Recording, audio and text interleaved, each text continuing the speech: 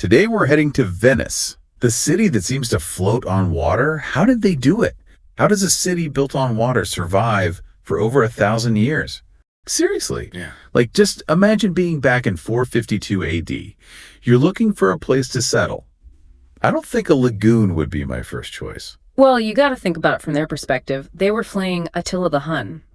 Attila the Hun. I mean, any place, even if it's swampy, as long as it seems safe, it's got to look pretty good.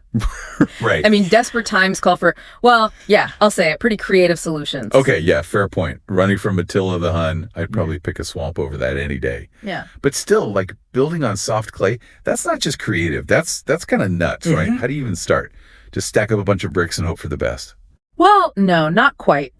See, the Venetians, they were masters of adaptation, and their secret weapon, timber piles, millions of them, driven deep, deep into that mud. Think of it like a whole forest, but underwater, all holding up this city. Okay, but hold on. Sunken wood. Isn't that like the opposite of what you want for a foundation? I mean, that just sounds like a recipe for rot, doesn't it? That's where it gets interesting. The wood they used, mostly from Croatian forests, it was super strong, incredibly durable. But the real genius, it was the density. They packed those piles so tightly that it squeezed the water out of the clay. No water, no rot. And get this, a lot of those original piles are still there today. Centuries later, they're still holding up Venice. Wait, centuries. So you're telling me the wood hasn't rotted for over 1,000 years? How is that even possible? It's actually pretty simple. Take away the water and the air, you pretty much stop the decomposition. The clay acted like a giant sealant, preserved the wood just like a time capsule. That's amazing. A city built on a time capsule of wood. That's wild. Okay, so you've got this incredible foundation, but you can't just build anything on top of it, right? You got it. Heavy, rigid buildings. No way. They needed to build structures that were lightweight and flexible. So brick instead of stone. And instead of cement, they used lime mortar, which allowed for more give.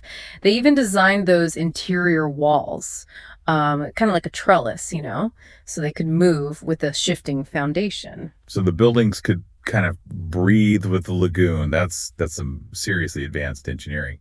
But okay, so you got the buildings. How do you actually get around? I mean, Venice is all these different islands, right? For the first 500 years, boats were the only way to go. No bridges, just canals. Talk about a watery commute. Yeah. But I mean, eventually they had to build bridges, right?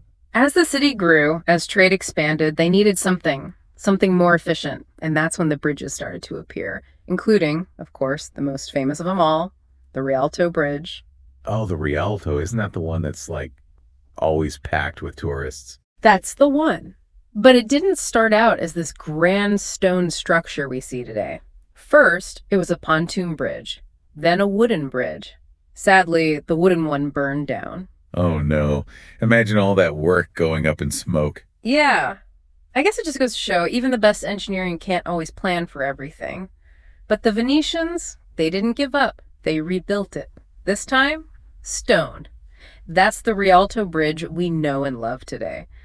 And of course, it's built on, you guessed it, over 12,000 timber piles, holding up over 10,000 tons of stone. 12,000 piles. Just for one bridge. Man, they really loved their timber piles. But let's talk about that whole canal system, because, I mean, it's kind of like a watery subway, right? Yeah. Why do that? Why use canals instead of roads? Well, it was all about efficiency. Moving goods, moving people, everything flowed through those canals. Like, think of it as their version of a superhighway, but with gondolas instead of cars. It's like a watery Amazon delivery system. Gondolas bringing you packages. Okay, but I got to ask, you're living on islands surrounded by salt water. How do you get a decent glass of water? Great question. In the early days, they actually had to ship in fresh water from the mainland.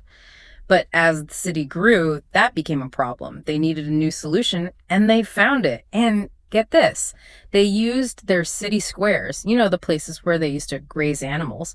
They turned them into massive rainwater collection systems. Wait, they turned squares into giant rain barrels. How did that work? So picture this. They dig out these big basins underneath the squares, right? Then they line them with clay to make them waterproof and fill them up with layers of sand and stones.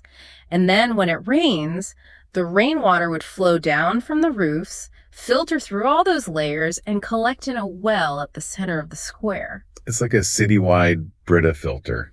Genius. But let's be real. There's another side to living on water. What do you do with all the waste? You can't just flush it into the canals. You're right, sanitation, that's always a challenge. And early Venice, well, let's just say those canals weren't exactly sparkling clean. Before they figured things out, waste often ended up, in the streets or in the canals. I can't imagine it smelled very good. Yeah, let's just call that a Venetian fragrance. So, how did they finally figure out a system that worked? Did they invent the first sewage treatment plant? Not a treatment plant exactly, but they came up with something pretty darn clever. They built this whole network of underground tunnels to collect the waste from buildings. But here's the cool part. They used the power of the tides to flush it all out. Hold on. The tides, so like twice a day, natural flush cycle. Exactly. At low tide, all the solid waste would collect at the bottom of these tunnels.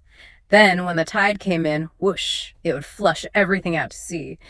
And the salt water, natural disinfectant. That's incredible. Using the tides to clean the city, I mean, that is some serious next level eco-friendly engineering. They had to be resourceful. And let's face it, they didn't have the kind of technology we have today, but their ingenuity, their creativity, remarkable. It really makes you think.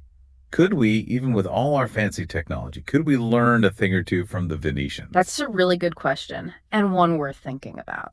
Looking back at Venice, at its history, at the challenges it's facing today, what's the big takeaway? What can we learn from them? Not just as engineers or city planners, but like as humans, What's the lesson for all of us? To me, it's about remembering that we're not separate from nature. We're a part of it. And when we design, when we build, when we live, if we keep that in mind, if we build with nature, not against it, well, we can create things that are not just functional, but also beautiful, sustainable, and resilient. I mean, look at Venice. Over 1,000 years, it's still there. That says something about their vision, their adaptability. It's really inspiring. It is, especially in a world where, climate change is a reality. And our cities, they're facing all these new challenges. Venice, it's like a microcosm of that, built on water, facing rising sea levels. But they haven't given up. They're fighting for their city and trying to find ways to make it work. And that's what it's all about, isn't it? Human ingenuity, Yeah. adaptation, the power of the human spirit to keep going even when things get tough. The story of Venice, it's a story of hope. It's a story that's still being written, too. I mean, they're still working on solutions, coming up with new ideas to make sure Venice is around for a long, long time.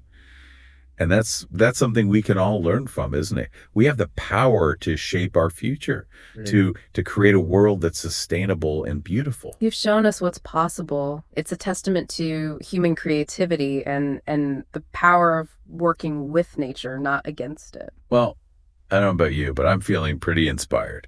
Maybe a trip to Venice is in order. Get some firsthand inspiration. Thanks for joining us on this deep dive. It's been amazing. It has, and I hope our listeners that they'll keep exploring, keep learning. There's so much we can discover from the past, from stories like Venice, that can help us build a better future.